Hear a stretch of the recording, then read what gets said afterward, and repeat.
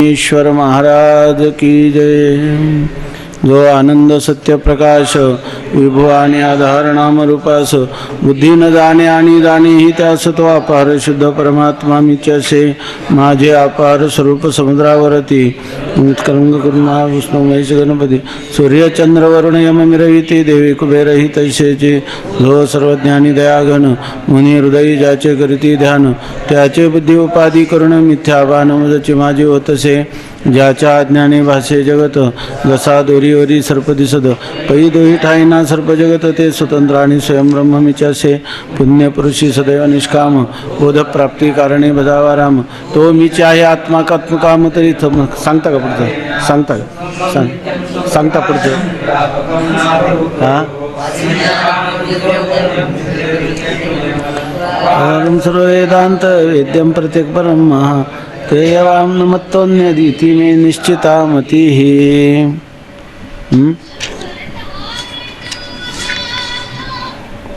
आता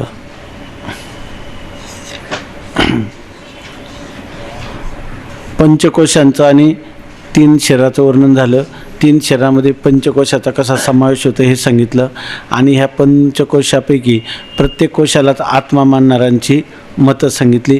त्यापैकी काही लोक अन्नमय कोशाला आत्मा म्हणतात, काही इंद्रियांना आत्मा म्हणतात, काही प्राणमय कोशाला आत्मा म्हणतात, काही मनोमय कोशाला आत्मा म्हणतात, काही विज्ञानमय कोशाला आत्मा म्हणतात, काही आनंदमय कोशाला आत्मा म्हणतात। आनंदमय कोशाला आत्मा म्हणणारे जे चित पूर्वमीमांसकातले जे वार्तिककार कुमारील भट्ट त्यांचं मत सांगितलं आणि शून्यवादी माध्यमिक बौद्धांचं मत सांगितलं की ते आनंदमय कोशाला आत्मा म्हणतात। म्हणजे आनंदमय कोशाला आत्मा म्हणणारे त्याच्यापैकी हे जे शून्यवादी माध्यमिक बौद्ध आहेत ते शून्य हाच आत्मा शून्य आहे असं मानतात। इथपर्यंत आलं। आता सांगतात की शून्यच परमतत्व आहे हे बौद्धातील शून्यवादी माध्यमिकांचे मत असून ते अज्ञानरूप किंवा शून्यरूप आनंदमय कोशाचेच प्रतिपादन करतात। जरी ते सर्व आत्मा शून्य म्हणत असले तरी ते त्यांचं शून्य म्हणजे काय आहे? आनंदमय कोश। ते शून्य म्हणजे आनंदमय कोशाला ते आत्मा मानतात।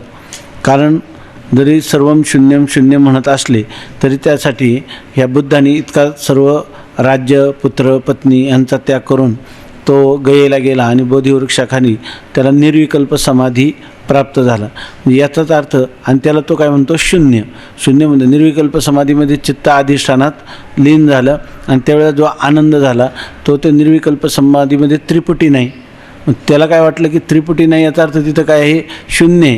ते शून्य एका स्वयंप्रकाश आनंद आहे, स्वयंप्रकाश स्वतःसिद्ध निर्विषय अशा प्रकारचा महानंद ब्रह्मानंद आहे, परमानंद आहे। पण त्याला तो त्या आनंदाला ब्रह्म म्हणतात हे त्याला ज्ञात नाही। तो त्याला नाव काय देतो? शून्य असं नाव देतो असं सांगतात। कधी आपण चिंतन केलं असेल स्वामी महाराज सांगायचे, ते का सांगायचे कसं सांगायचे काय माहीत नाही, पण ते सांगायचे गौतम बुद्ध जेव्हा सर्व त्याग करून गेला आणि तो त्या बोधिवृक्षाखाली 12 वर्ष तपश्चर्या करत राहिला पण त्याला काही समाधान झालं नाही। आणि मग ते एक हिंदू वैदिक कोणी परंपरेतला संन्यासी फिरत आला आणि त्यांनी सांगितलं की महाराज मला समाधान प्राप्त होत नाही। समाधान म्हणजे चित्ताची एकाग्रता, म्हणजे त्याला काय पाहिजे होतं? त्रिपुटी विवर्जित असा असणारा स्वतःसिद्ध निर्विषय आहे की नाही, व्यापक अशा अविनाशी अशा आनंदाची अनुभूती आहे की म्हणजे थोडक्यात त्याला निर्विकल्प समाधी अभिप्रेत होता। तर त्याला असं वाटलं की मी आतापर्यंत राज्याधिकाच्या सर्व इच्छेंचा परित्याग केला, लोकापासून तर परलोकापर्यंत असणाऱ्या मानलेल्या सर्व भोगांच्या इच्छेच्या त्यागास वैराग्य असे म्हणतात। तो वैराग्य तर माझ्या जीवनामध्ये प्राप्त झाले पण मला उपराम मात्र चित्ताचे अंतःकरणाची स्थिरता ही मात्र काही माझी प्राप्त झाली नाही, माझ्या मनाला शांती लाभलेली नाही असं। तर सर्व इच्छा मी परित्याग केल्यात असं त्यांनी सांगितलं। तेव्हा तो संन्यासी महात्म्याने त्याला असं सांगितलं की आता तुला जी समाधी पाहिजे ना, त्या चित्ताची एकाग्रता पाहिजे, होत नाही, हीच तुझी फक्त इच्छा आहे ना आणि तिची पूर्तता होत नाही म्हणून तुला असमाधान आहे, बरोबर ना? तर मग त्यांनी सांगितलं आता फक्त एवढ्या इच्छेचा त्याग कर असं सांगितलं। आणि ते सांगतात की त्यांनी त्या इच्छेचा परित्याग केला, त्याच क्षणी तो एकाग्र होऊन निर्विकल्प समाधीला प्राप्त झाला. म्हणजे तो म्हणत होता ज्याला शून्य तेच आपलं काय आहे परमतत्व. त्याला आम्ही आत्मा म्हणतो, तर त्याला काय म्हणतो शून्य म्हणतो. म्हणून हे जे शून्यवादी बौद्धांचं मत आहे, शून्यच परमतत्व आहे हे सांगतात. परंतु हे त्याचे मत बरोबर नाही. त्याचे म्हणजे कोणाचे? बुद्धाचे. शून्यवादी बौद्धाचं मत बरोबर नाही. कारण सर्व लोकांस अज्ञानाची प्रतीती 3 प्रकाराने आहे. तर सगळं शून्य आहे असं तो जेव्हा म्हणतो त्यावेळेस सर्व शून्य म्हणता येणार नाही. जे सर्व लोकांना प्रतीती येते, हे जगत तर प्रतीतीला येतच येतं. तो म्हणतो कार्यही शून्य, कारणही आणि अधिष्ठानही शून्य. अहो कारणाची सुद्धा सर्वांना प्रतीती येते. कारणरूप कोण आहे? अज्ञान. तर अज्ञानाची प्रतीती कशी येते ते सांगतात. कारण सर्व लोकांस अज्ञानाची प्रतीती 3 प्रकाराने आहे. प्रकाराचे 3 तुका म्हणे केले जन. एकाच अज्ञानाची प्रतीती घेणारे देखील 3 प्रकारचे लोक आहेत. आता 3 प्रकारची प्रतीती कोणाला कशी येते ते सांगतात. ज्यांना अद्वैत शास्त्राचा संस्कार नाही त्यास जगद्रूप परिणाम पावलेले अज्ञान सत्य असे प्रतीत होते. आता ज्या लोकांना अद्वैत शास्त्र म्हणजे वेदांत शास्त्र, ते वेदांत शास्त्राचं कधी श्रवणच केलेलं नाही, त्यांना हे जे अज्ञान म्हणतं ते अज्ञान काय येतं? अज्ञानाचाच परिणाम काय आहे? जगत आहे. ऐक नाही, सांख्य काय म्हणतात? अज्ञानाचाच परिणाम काय आहे? जगत. परिणामवादी जे सांख्य आहेत त्यांच्या दृष्टीने अज्ञानाचाच परिणाम काय आहे? जगत. मग जगत सत्य आहे की नाही? जगत सत्य आहे. आणि त्याचा काय परवा माऊलींनी सांगितलं ते कारणगुण हा कार्य संक्रामंती. कारणाचेच गुण कशात येतात? कारणगुण हा कार्य संक्रामंती ना. कारणाचे गुण कार्यामध्ये संक्रमित होतात. म्हणजे याचाच अर्थ काय आहे? जे कार्य आहे ते कोणापासून आलेलं आहे? कारणापासूनच झालेलं आहे. कारण कोण आहे? अज्ञान. आणि कार्य कोण आहे? जगत. मग त्या कार्यरूप जगताचं कारण असणारं जे अज्ञान, त्या अज्ञानाची प्रतीती येते. ती 3 प्रकाराने येते. तर 3 प्रकार कोणते? ज्याला अद्वैत शास्त्राचा संस्कार नाही त्या पुरुषाला हा जगदरूपी परिणाम दिसतो की नाही? आणि तो कोणाचा आहे? अज्ञानाचा परिणाम आहे. याचा अर्थ जगदरूपी परिणाम जो सत्य असेल तर त्याचं कारण असणारा अज्ञानसुद्धा काय आहे? सत्य आहे. सांख्य अज्ञानाला किंवा प्रकृतीला काय मानतात? सत्य मानतात. आणि वाद कोणता मानतात? परिणामवाद मानतात. परिणामवाद मानणाऱ्या सांख्यांच्या दृष्टीनं संपूर्ण जगत हा ज्याचा परिणाम आहे असं अज्ञान सत्य आहे. कारण त्यांना अजून ब्रह्मसत्यम जगन मिथ्या हे वेदांत शास्त्राचा सिद्धांत त्यांना श्रुत नाही किंवा दृष्ट नाही, अनुभूत नाही, त्यांच्या विचाराचा विषय नाही. म्हणून त्यांना हे संपूर्ण आपलं हे जे अज्ञान आहे ते सत्यच असं वाटतं. ज्यांना अद्वैत शास्त्राचा संस्कार नाही त्यास जगद्रूप परिणाम पावलेले अज्ञान सत्य असे प्रतीत होते. आता अद्वैत शास्त्र आणि युक्तिनिपुण पंडित यांना अनिर्वचनीय अज्ञान आणि तत्कार्य जगत मिथ्या रूपाने प्रतीत होते. ज्याला अद्वैत शास्त्राचं संस्कार आहेत आणि ज्यांनी युक्तिनिपुण पंडित म्हणजे सत्य कशाला म्हणायचं, मिथ्या कशाला म्हणायचं, त्रिकाला बाधित असतं तेच सत्य आहे, आहे की नाही? आणि मिथ्या म्हणजे काय आहे? सदसद विलक्षण अनिर्वचनीय ते मिथ्या असतं. अशा प्रकारचा विचार ज्यांनी केलेला आहे, अद्वैत शास्त्राचे संस्कारही आहे आणि युक्ती किंवा तर्क करण्यातही जे कुशल आहेत अशा लोकांना एवढं कळतं की सत्यतू विठ्ठला. या ठिकाणी सद्वस्तू जर काय असेल तर परमात्मा आहे. आणि परमात्म्याच्या अतिरिक्त असणारं जे कारणरूप असणारं अज्ञान आणि त्याचं कार्य जगत ही सर्व अनिर्वचनीय मिथ्या आहेत असं त्यांना ज्ञान होतं. म्हणजे जगताचे कोणत्या रूपाने ज्ञान होतं? या जे अद्वैत संस्कार नसणाऱ्या लोकांना सत्यत्वाने ज्ञान होतं, अज्ञानात, जगताचं म्हणण्यापेक्षा अज्ञानाचं. आणि जे मुमुक्षु आहेत किंवा जे विचार निपुण आहेत, ज्यांना अद्वैत शास्त्राचे संस्कार आहेत, त्यांना अज्ञान कसं प्रतीत होतं? मिथ्या. आणि जीवनमुक्त विद्वानास कार्यासहित अज्ञान आलिक म्हणजे तुच्छ रूपाने प्रतीत होते. आणि जर एखादा जीवनमुक्त विद्वान असेल म्हणजे ज्याला आत्मज्ञान संपन्न झालेलं आहे, म्हणजे जिवंत असताना त्याला काय झाले? जीवतः मुक्ती ना. जीवतः मुक्ती ही का? तर त्या जिवंत असतानाच मुक्ती प्राप्त झालेली आहे. म्हणजे ज्याला मी ब्रह्म आहे असा ज्याच्या बुद्धीचा दृढ निश्चय झालेला आहे अशा जीवनमुक्त पुरुषाला इथं बंधा कालेपी बंधाभावा, तो शरीरामध्ये राहत असतानाच अशरीरी आहे नाही की नाही, कारण अशरीरी कोण आहे, आत्मा आहे. अशा प्रकारचं ज्याला ज्ञान झालेलं. अजून शरीर आहे पण शरीरात असताना नाहम शरीरो न च मनुष्यो न देव यक्षो चिदानंद रूप शिवोहम शिवोहम असा ज्याला बोध झालेला आहे, त्या जीवनमुक्त विद्वानास कार्यासहित अज्ञान म्हणजे जगदरूपी कार्यासहित असणारं त्याचं कारण जे अज्ञान ते आलिक म्हणजे तुच्छ रूपाने प्रतीत होते. ते आलिक आहे, ते तुच्छ आहे म्हणजे शून्य रूप आहे, ते नाहीच आहे, वंध्यापुत्राप्रमाणे शून्यच आहे, त्याचा त्रैकालिक अत्यंताभाव आहे असं त्याच्या प्रतीतीला येतं. तुच्छ, असत आणि शून्य हे तिन्ही शब्द एकाच अर्थाचे वाचक आहे. तुम्ही तुच्छ म्हणा, असत म्हणा, शून्य म्हणा किंवा इथं कोणता शब्द याला आलिक असं जर म्हटलं तर सर्वांचा अर्थ काय आहे, एकच आहे. अशा रीतीने जीवनमुक्त पुरुष ज्यास तुच्छ समजतो त्या अज्ञानासच आनंदमय कोश म्हणतात. आता जीवनमुक्त पुरुष काय अज्ञान आणि अज्ञान कार्याला काय समजतो, तुच्छ समजतो. तो ज्याला तुच्छ समजतो त्यालाच काय म्हणतात, आनंदमय कोश असं म्हणतात. त्यासच हे मोहित शून्यवादी आत्मा समजतात. म्हणजे ज्ञानीपुरुषाच्या दृष्टीनं ही जी स्थिती तुच्छ असत म्हणजे हे जगदरूपी कार्य आणि अज्ञान हे काय आहे, तुच्छ आहे असं जे समजतात ते त्या आनंद अज्ञानाला काय म्हणतात, हे संपूर्ण कार्य ज्याच्यामध्ये बीजरूपाने राहतं त्याला काय म्हणतात, अज्ञान असं म्हणतात. आपलं त्याला काय म्हणतात, आनंदमय कोश असं म्हणतात. थोडक्यात काय, अज्ञानाला त्यांचं नाव काय आहे, आनंदमय कोश आहे. सांख्यांचं नाव काय, अज्ञान हे एक स्वतंत्र आहे की नाही, अज्ञान हे सत्य आहे, ते स्वतंत्र आहे. मुमुक्षूच्या दृष्टीनं ते कसं आहे, सदसद विलक्षण अनिर्वचनीय आहे. आणि ज्ञानवान पुरुषाच्या दृष्टीनं ते काय आहे, आलिक आहे, तुच्छ आहे. त्याचं दुसरं नाव ते तो कोणता कोश आहे, ते अज्ञान म्हणजे आनंदमय कोश आहे. आनंदमय कोशालाच अज्ञान म्हणतात आणि अज्ञानालाच आनंदमय कोश असं म्हणतात, आहे की नाही. आणि त्याला कोणतं शरीर म्हणतात, कारण शरीर असं म्हणतात. आणि कोणती अवस्था असते कारण शरीर, कोणती, सुषुप्ती अवस्था, आहे की नाही. अशा रीतीने जीवनमुक्त पुरुष ज्यास तुच्छ असे समजतो त्या अज्ञानासच आनंदमय कोश म्हणतात. त्यासच हे मोहित शून्यवादी आत्मा समजतात. आणि मोहाला प्राप्त झालेले म्हणजे विपरीत भावनेला प्राप्त झालेले हे अज्ञानी शून्यवादी बौद्ध त्याला काय म्हणतात, त्या आनंदमय कोशालाच आत्मा असं म्हणतात. परंतु जीवनमुक्त ज्या बोधाने कार्यासहित अज्ञानास तुच्छ समजतो तो बोध प्राप्त करून घेण्यात शून्यवादी परमपुरुषार्थ समजत नाही.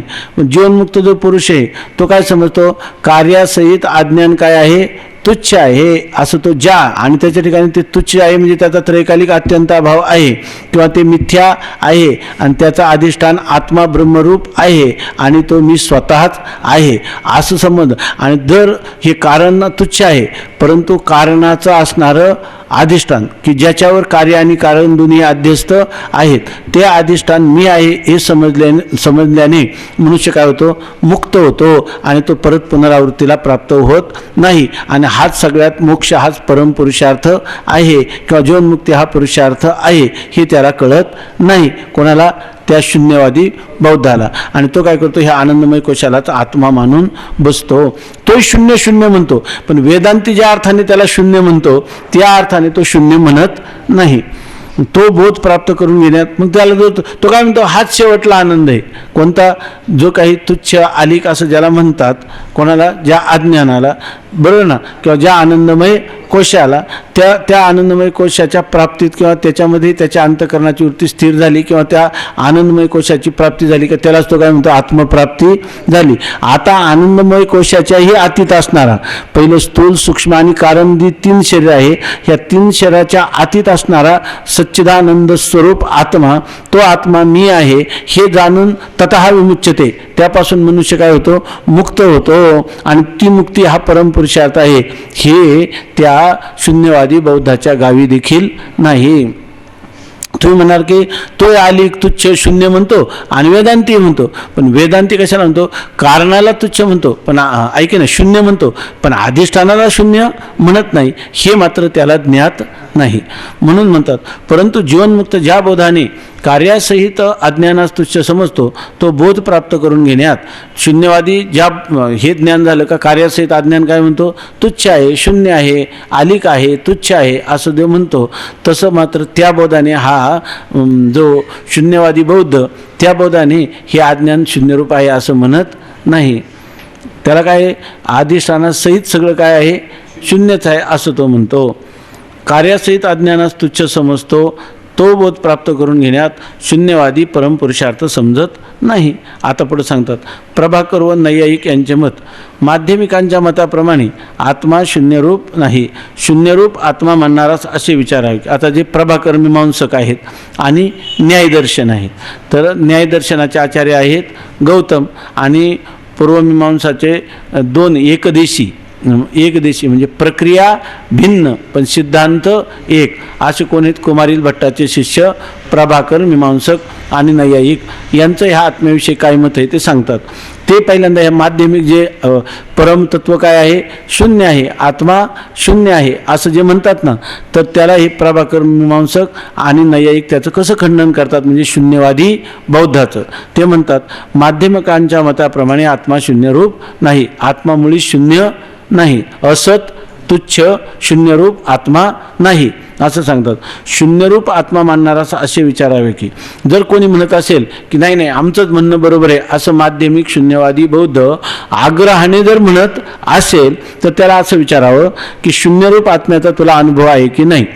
तू आत्मा शून्य सारखाच तू एकच हे लावला, काय त्याला म्हणतात ध्रुवपद पालुपद तुझं चालू झालं. आत्मा शून्यच आहे, कार्य शून्यच आहे, अज्ञान शून्यच आहे. तर त्याला असं विचारावं की तो आत्मा शून्यरूप आहे याचा तुला अनुभव आहे का? नाही. तो म्हणजे आत्मा शून्य, सर्व शून्य म्हटल्यावर मी सुद्धा काय झालो? शून्य. मग मला अनुभव आत्म्याचा शून्यरूपाने आहे म्हणता येईल का? नाही. आणि म्हणला तर त्याला शून्य म्हणता येईल का? नाही. म्हणून तो जर कदाचित म्हणेल की त्या आत्मा शून्यरूप आहे, त्या शून्यरूप आत्म्याचा मला अनुभव नाही. मग जी गोष्ट अनुभवच नाही याचा अर्थ आत्मा शून्यरूप नाही असा अर्थ होतो ना. आत्मा शून्यरूप आहे का? तुला लोक काय म्हणतात, तुला माहिती आहे का माझा स्वतःचा काय आहे अनुभव आहे, मी डोळ्यांनी पाहिलं, म्हणजे याचा अर्थ त्या बरोबर आहे की यांनी हे जाणलं. पण तुला जर विचारलं आत्मा शून्यरूप आहे याचा तुला अनुभव आहे का, तर तू म्हणतो आत्मा शून्यरूप आहे याचा मला अनुभव नाही. मग जी गोष्ट अनुभवात आपलाप करता येत नाही, म्हणजे तुला अनुभवातच नाही त्या आत्म्याला तो शून्य आहे असं म्हणण्याचा तुला अधिकार कुठून प्राप्त झाला? हे तुझे फक्त काय आहे? वाचाळी आहे की नाही, हे तुझी फक्त व्यर्थ बडबड आहे, निरर्थक. हां ते पुढं एक मिनटं. तो म्हणेल की शून्यरूप आत्म्याचा तुला अनुभव आहे की नाही. तो अनुभव नाही म्हणेल तर ज्याचा अनुभवच नाही ते शून्य नाहीच असे सिद्ध होईल. ज्याचा तुला अनुभव नाही ते शून्य आहे असं म्हणता येणार नाही. उलट शून्याचा अनुभव नाही म्हणून शून्य आत्मा शून्यरूप आहे याचा तुला अनुभव नाही, म्हणजेच आत्मा शून्यरूप नाही. आणि तो म्हणतो की अनुभव आहे म्हणेल तर, आणि तो नाही मला आत्मा शून्यरूप आहे याचा मला काय आहे? अनुभव आहे असं जर म्हणेल तर ज्याला अनुभव आहे तोच अनुभव घेणारा आत्मा शून्याहून निराळा आहे. याचा तुला काय आहे? शून्याचा काय आहे?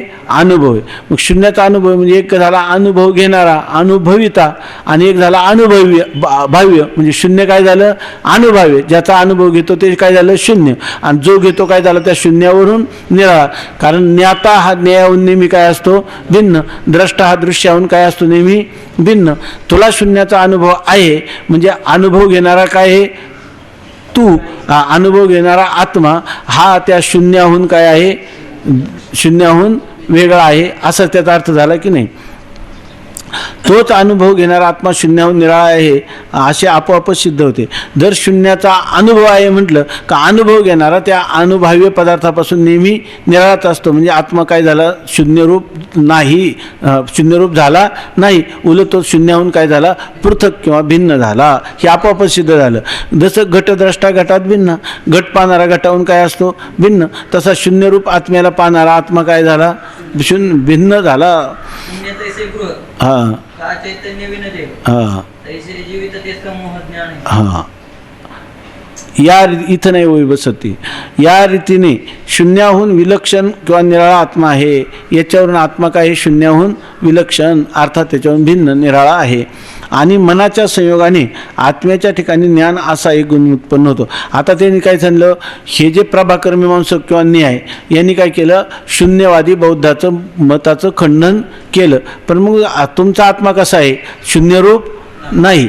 शून्यरूप नाही तर आहे तरी कसा? तरी ह्याचं उत्तर सांगतात. ते म्हणतात ते आत्म्याचं असं आहे, मनाच्या संयोगाने आत्म्याच्या ठिकाणी ज्ञान असा एक गुण उत्पन्न होतो. त्या ज्ञान गुणामुळे आत्म्यास चैतन्य म्हणतात. ते म्हणतात हा जो आत्मा आहे ना, तर ते आत्मा कसा म्हणतात?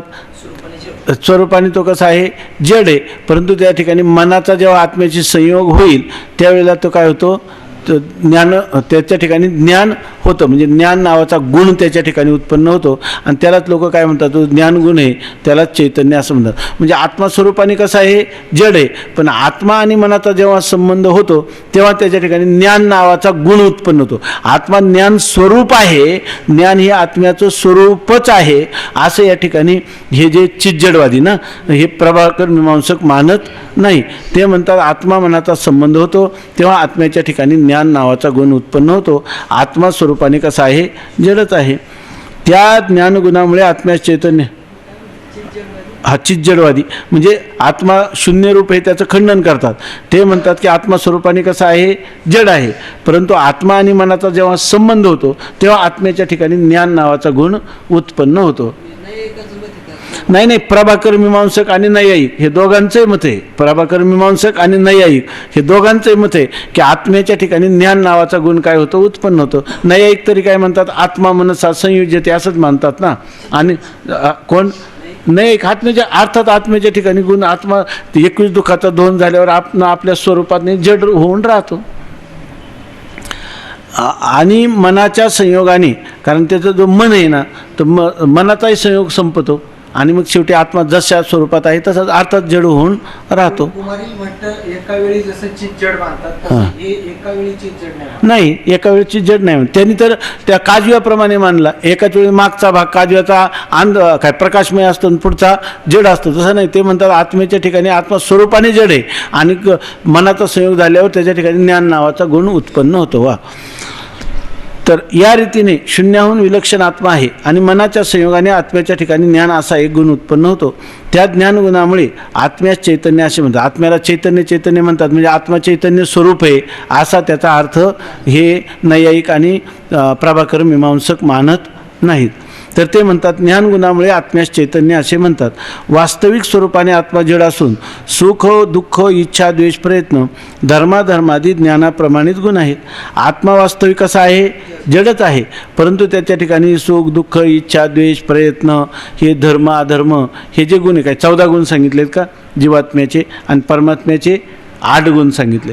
तर त्या ठिकाणी ह्या आत्म्याच्या ठिकाणी हे जे धर्म आहेत त्याचप्रमाणे ज्ञान नावाचा एक सुद्धा आत्म्याच्या ठिकाणी काय आहे, धर्म आहे. म्हणजे आत्मा ज्ञान स्वरूप आहे असं नाही. जड आहे म्हणून आनंदमय कोशच आत्मा आहे. आत्मा कसा आहे, चित्त आहे आणि जड आहे म्हणतात ना. तर जड आहे म्हणजे जड कोण आहे, आनंदमय कोश. म्हणजे याचा अर्थ ते आनंदमय कोशालाच काय म्हणतात, आत्मा असं म्हणतात. जड आहे म्हणून आनंदमय कोशात आत्मा आहे. विज्ञानमय कोशात जी बुद्धी आहे तो आत्म्याचा गुण आहे. आणि ते म्हणतात विज्ञानमय कोशात जी बुद्धी आहे त्या बुद्धीचा आणि आत्म्याचा काय होतो, संबंध होतो आणि मग ज्ञानगुण उत्पन्न होतो. म्हणजे विज्ञानमय कोश हा सुद्धा काय, विज्ञानमय कोशामध्ये राहणारी जी बुद्धी किंवा बुद्धिरूप असणारा जो विज्ञानमय कोश हाच आत्म्याचा काय आहे, एक गुण आहे. आणि आत्म्याचं स्वरूप कसं आहे, जड आहे. आनंदमय कोश त्याचं स्वरूप आहे. हे त्यांचे म्हणणेही बरोबर नाही. तर म्हणतात हे त्यांचं म्हणणं बरोबर नाही, कारण आनंदमय कोशात चैतन्य गुण आहे. ते म्हणतात हे म्हणणं त्यांचं बरोबर नाही, कारण जे आनंदमय कोशाला ते आत्मा म्हणतात ना, बरोबर ना, जडरूप असणारा स्वरूपाने जडरूप असणारा आत्मा ते म्हणतात.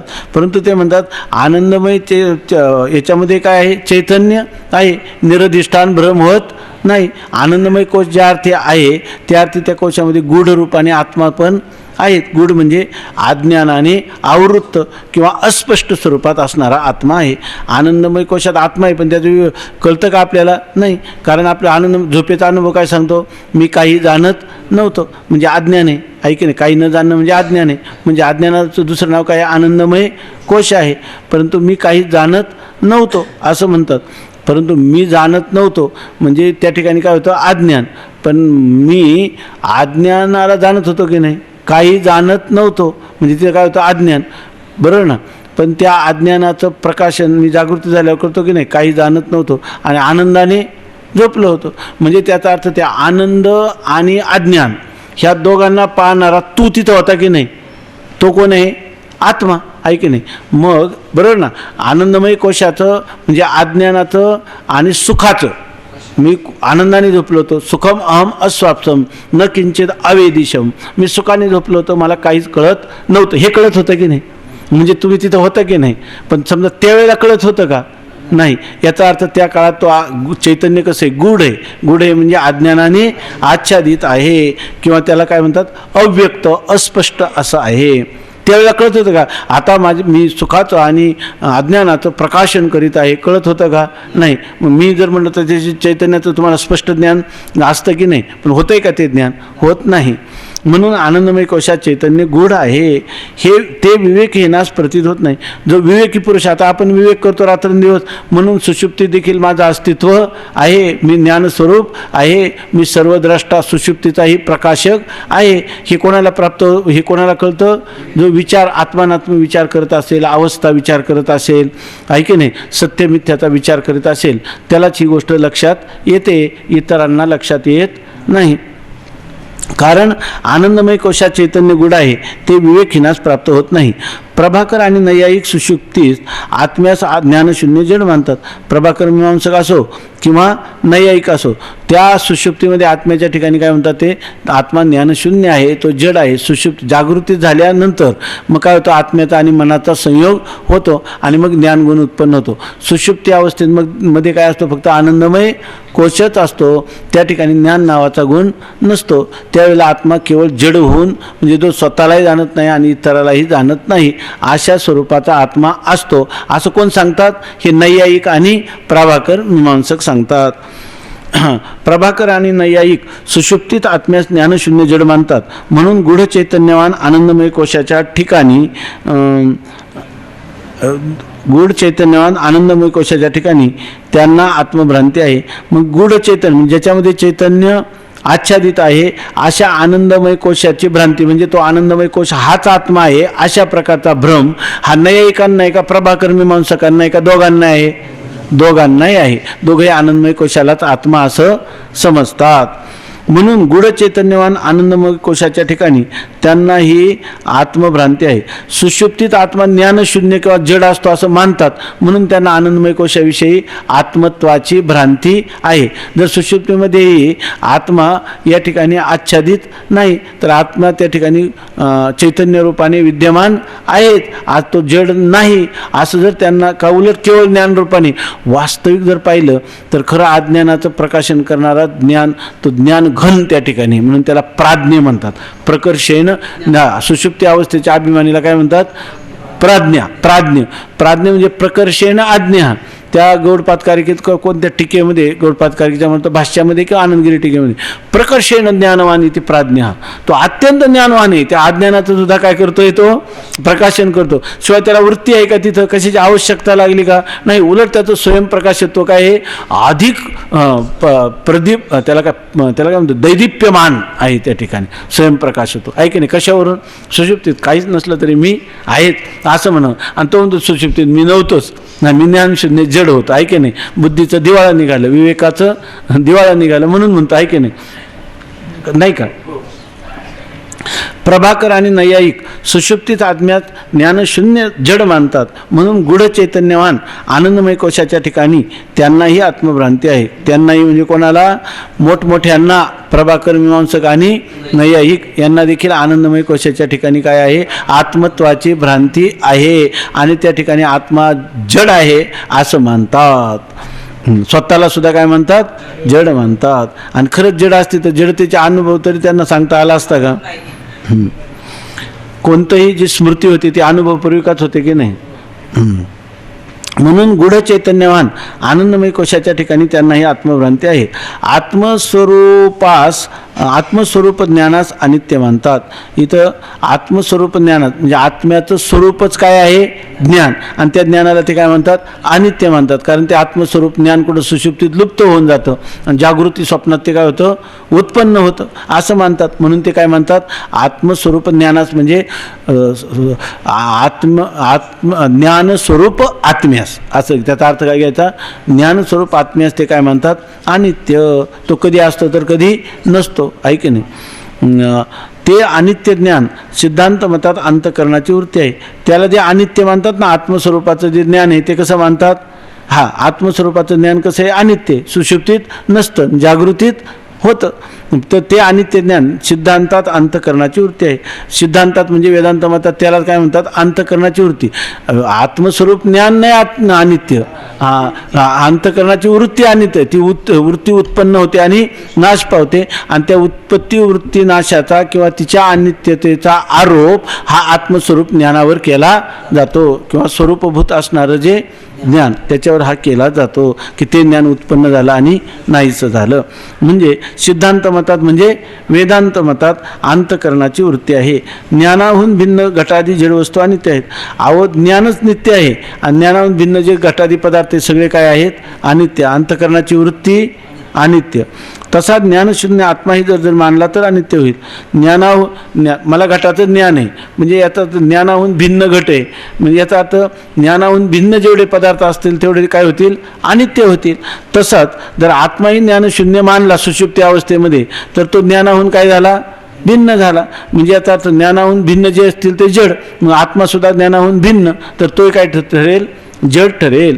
आणि आत्मा जर अनित्य मानला तर मोक्ष साधने निष्फळ होतील. मग आत्मा जर अनित्य आहे तर मोक्ष साधन करून काय करायचे, ऐक, मोक्ष आता गेल्यानंतर पुन्हा आत्मा जर राहणारच नाही तर मोक्ष कोणाला मिळणार, आणि मग मोक्ष साधन करण्याची काही गरज आहे का. जर त्या ठिकाणी आत्मा नित्य असला तर आपण केलेल्या मोक्ष साधनाने नित्य अविनाशी आत्मेची काय होईल, प्राप्ती. पण आत्मा जर अनित्य झाला तर मग मोक्ष साधन करण्याची आवश्यकता नाही. जे जे प्राप्त होते ते सर्व काय आहे, अनित्यच आहे. मग आपल्याला नित्य रूप असणारा मोक्ष किंवा आत्मज्ञानाने प्राप्त होणारा मोक्ष त्यासाठी साधन करण्याची गरज राहील का, नाही. म्हणून या ठिकाणी आत्मा काय मानला, मोक्ष मिळणं म्हणजे आत्मेची प्राप्ती आहे की नाही. मोक्ष म्हणजे अविनाशी सुखाची प्राप्ती. ती कधी होईल, जर आत्मा अविनाशी असला तर त्याच्या प्राप्तीने आपण काय हो, नित्यमुक्त किंवा नित्यतेची प्राप्ती करून घेऊ, अन्यथा नाही. म्हणून आत्मा काय मानला पाहिजे, नित्यच मानला पाहिजे. पण अनित्य वाटतो हा काय आहे, भ्रम आहे. कारण का, तो वृत्तीच्या उत्पत्ती नाशाचा आरोप आत्म्यावर केला जातो. हे सगळ्या गोष्टी आपण समजून घेतल्या पाहिजेत. आता या रीतीने वेदांत वाक्याच्या ठिकाणी विश्वास नसणारे अनेक बहिर्मुख लोक या 5 कोशातील कोणत्या तरी एका अनात्म पदार्थास आत्मा मानतात.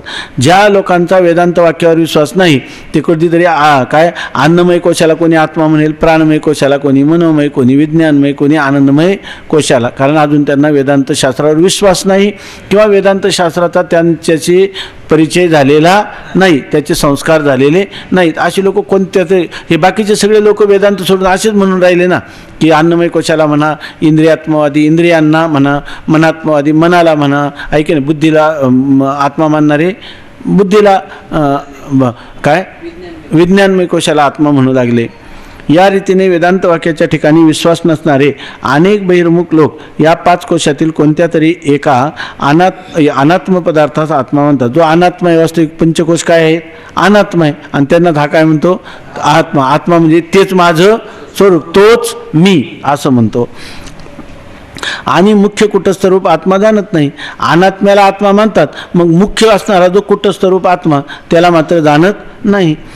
जसे जीवाचे पंचकोश जीवाच्या यथार्थ स्वरूपाला अर्थात साक्षीला आच्छादन करतात, तसे जीवाच्याच दृष्टीने ईश्वराचे समष्टी पंचकोश ईश्वराच्या यथार्थ स्वरूपाला आच्छादन करतात. आत्तापर्यंत आपण जेव्हा विचार केला, जीवाचे पंचकोश काय करतात, जीवाचं यथार्थ स्वरूप म्हणजे जे साक्षी चैतन्य त्याला आच्छादित करतात की नाही. तसंच ईश्वराचे, हे झालं व्यष्टीच्या दृष्टीनं, ईश्वराचेही पंचकोश जे आहेत ते पंचकोश काय, समष्टी ना, एक व्यष्टी अन्नमय, समष्टी अन्नमय, व्यष्टी विज्ञानमय, समष्टी विज्ञानमय, व्यष्टी प्राणमय, समष्टी प्राणमय. ऐक नाही, व्यष्टीची उपाधी जीवाला, समष्टीची उपाधी ईश्वराला, आहे की नाही, असं आहे की नाही. मग याचा अर्थ जर जीवाच्या ठिकाणी पंचकोश आहे व्यष्टीच्या दृष्टीनं, तसंच समष्टीच्या ठिकाणी देखील काय आहेत, पंचकोश आहेत, आहे की नाही. मग याचा अर्थ ईश्वराला देखील पंचकोश आहे की नाही.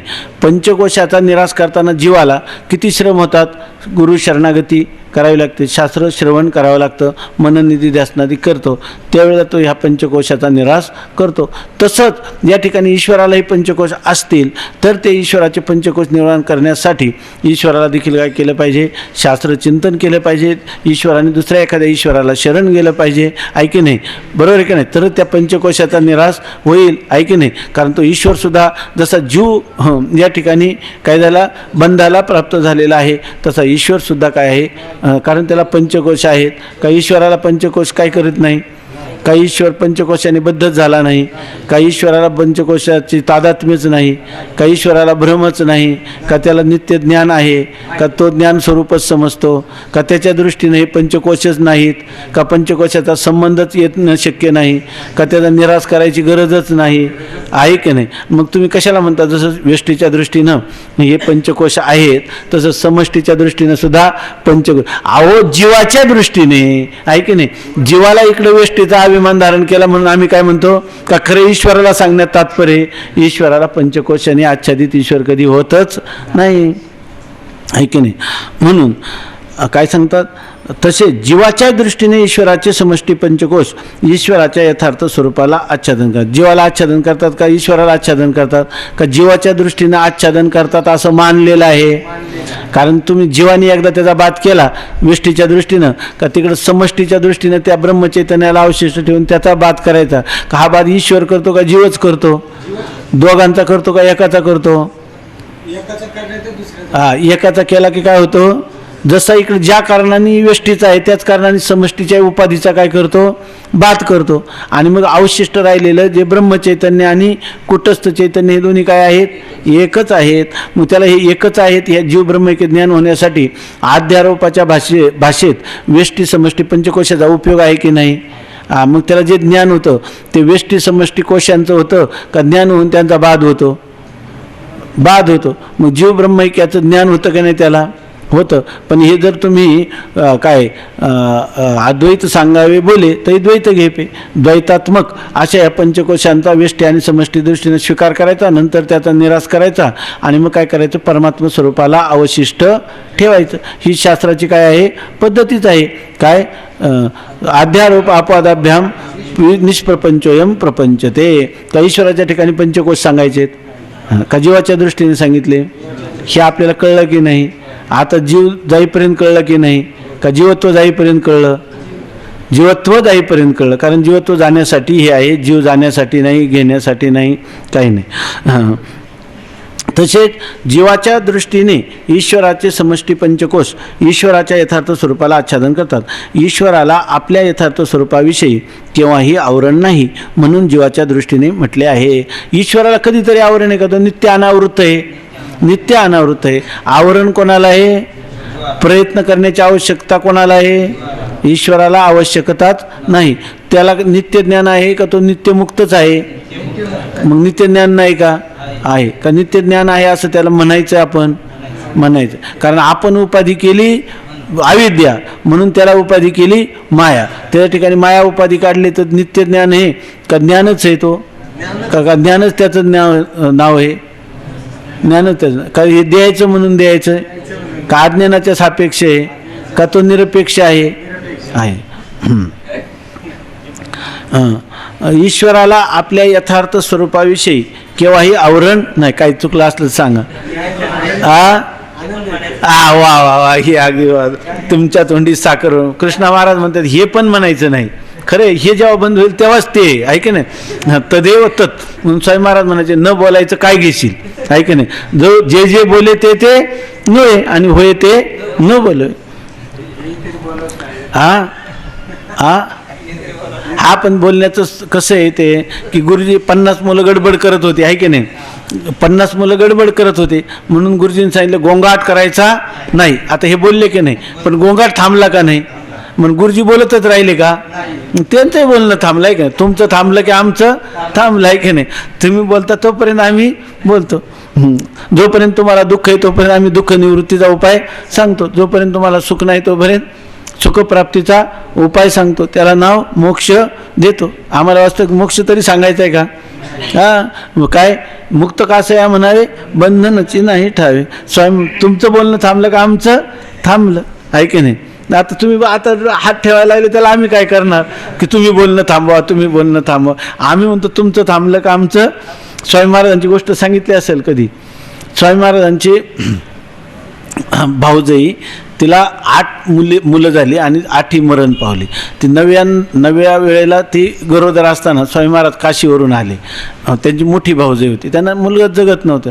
तर ते आल्यावर ती रडायला लागली. स्वामी महाराज बसले, ते रडायला लागले. ते म्हणे, स्वामी महाराज म्हणे, वहिनी तुम्ही का रडता? तर त्यांनी सांगितलं काही नाही. आता त्यावेळेला ते गरोदर होत्या. मग त्यांनी सांगितलं की 8 मुलं गेली, आता 9व्यांदा काय होतं आहे याची मला काळजी लागलेली. ते लगेच स्वामी महाराजांनी एका चुलीतून अंगारा घेतला, म्हणे आता ते काही मरणार नाही म्हणे. त्याचं तर ते रडायला लागल्यावर, ते अगोदर जेव्हा रडत होते तेव्हा स्वामी महाराजांनी त्यांना विचारलं, वहिनी तुम्ही का रडता? तर त्यांनी सांगितलं काही नाही, पण असं आहे म्हणे की मुलगा होणार नाही. अंगारा लावला, पुढं तिला मुलगी झाली, ती अजूनही जिवंत आहे. ती मुलगी झाली, राहिली, पुढं मोठी झाली, तिचं लग्नाची वेळ आली. स्वामी महाराज पुन्हा काशीवरून आल्यावर त्या वहिनी परत रडायला लागल्या. तर ते म्हणे, का बरं तुम्ही रडता? त्यांनी सांगितलं, काय आता ही मुलगी मोठी झाली, उद्या लग्न झालं म्हणजे जाणार, पुन्हा आम्हाला म्हातारपणात कोण, असं म्हणून ती रडायला लागली. मग ती जितकी रडायला लागली तेवढे स्वामी महाराज आणखीन मोठ्याने रडायला लागले. तर ते म्हणे, भाऊजी तुम्ही का रडता? इतकं तुम्हाला रडायला काय झालं? अहो म्हणे, तुम्हाला मुलगी तरी, मला संन्यासाला कोणीच नाही म्हणे, माझं कसं होणार? ते म्हणे, आम्ही नाही का तुम्हाला? मग म्हणे, मी नाही का तुम्हाला म्हणे? मग ते म्हणे, तुम्ही रडता कशाला? म्हणजे तुमचं रडणं, तुम्ही रडता कशाला? ते म्हणे, तुम्ही रडायचं थांब. ते म्हणे, मग तुम्ही रडता का? तुम्ही रडण्याचं थांबलं का माझं रडणं थांबलं म्हणजे? ऐक नाही.